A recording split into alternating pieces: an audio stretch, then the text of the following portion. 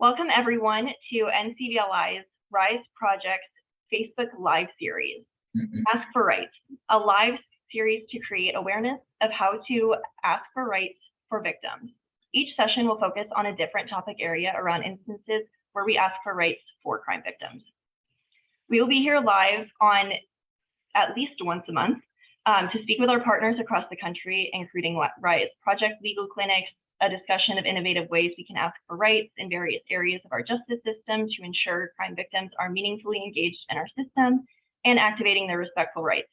The National Crime Victim Law Institute fields thousands of technical assistance requests annually and encourages everyone to seek our expertise anytime you're facing challenges or concerns relating to or asserting and enforcing victims' rights.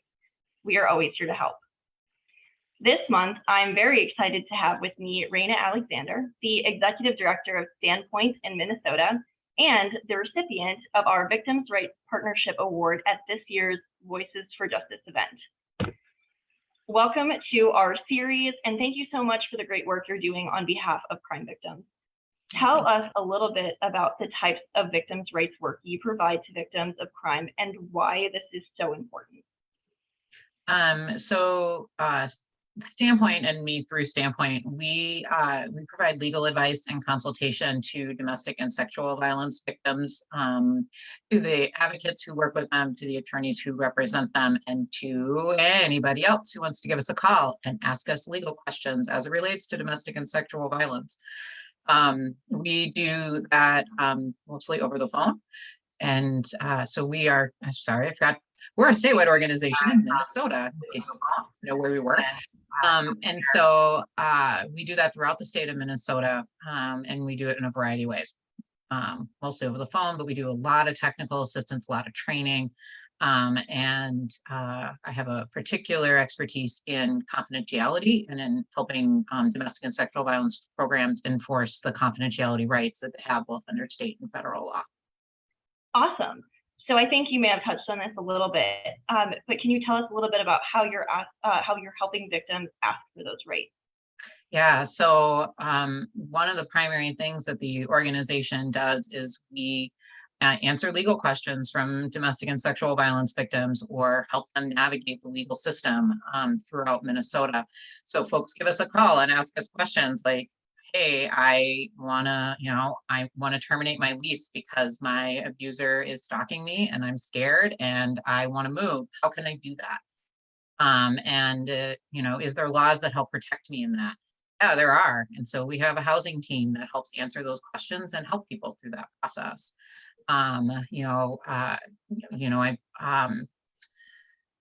Answering questions about how the legal system works. Somebody was sexually assaulted and it's been a couple of weeks since they made the report to law enforcement. Why isn't anything happening yet? Well, in Minnesota, that process is a slower process for a variety of reasons. And so being able to explain what might be happening on the backside so that they can understand that it's not that law enforcement's ignoring them, it's that they're doing the things that they need to do to build a good case for this. Right?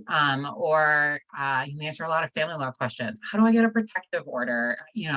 So providing that kind of information, although we don't do direct representation in general, being able just to answer people's legal questions and knowing they have a place to go can really provide a lot of comfort to a lot of folks. So that's one of the main things that we do.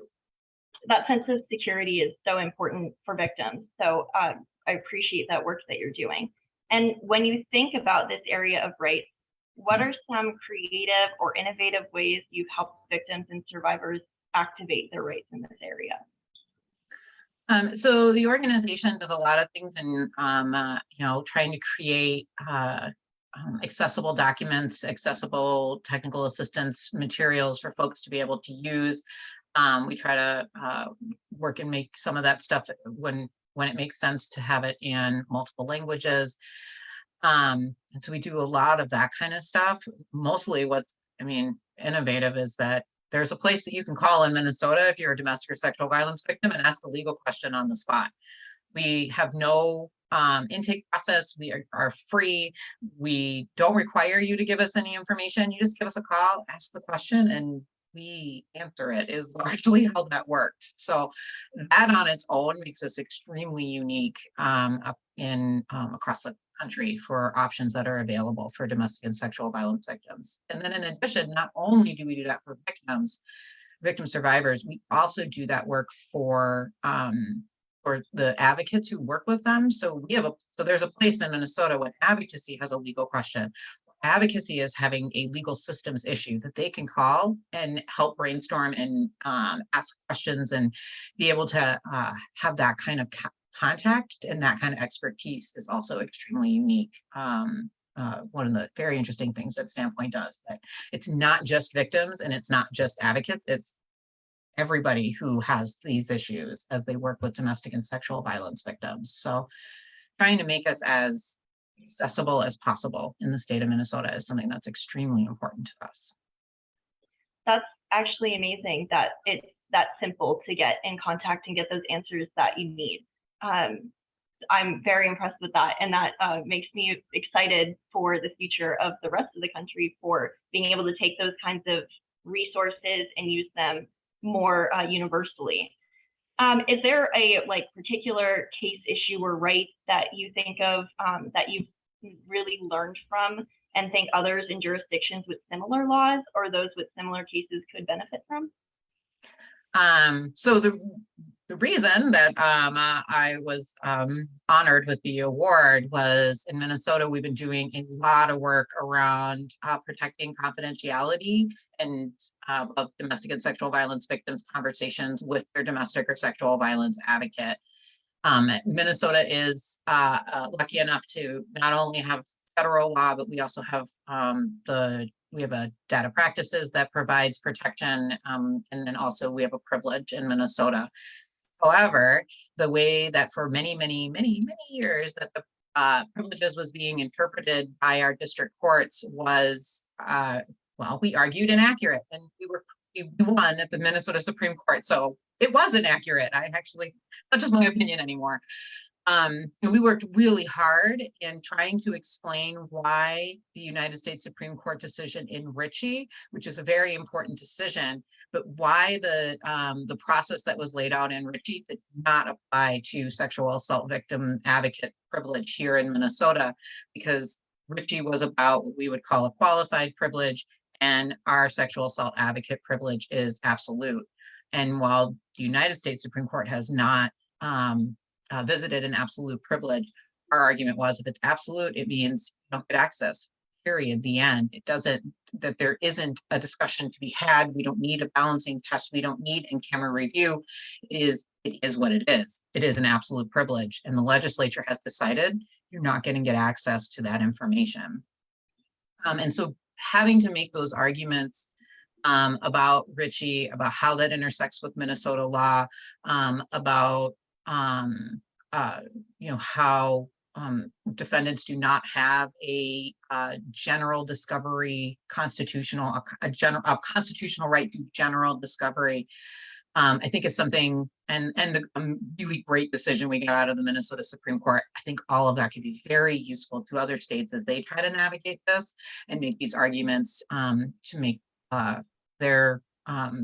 make confidentiality even stronger in their state. So we're excited about that, and the hope that this will be useful for other folks. I'm sure it will be very useful for other folks. So I'm really excited to see where that goes. And you've mentioned a lot about your own resources at Standpoint. Where can people learn more about your work and access those resources?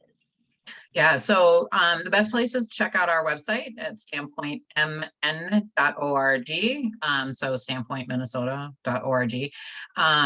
That's where you can find out all sorts of stuff. You can, and then if you have questions or you need more information, always please feel free to email the organization. There's a form on our website to be able to do that. So reach out to us. We're always happy to help folks however we can.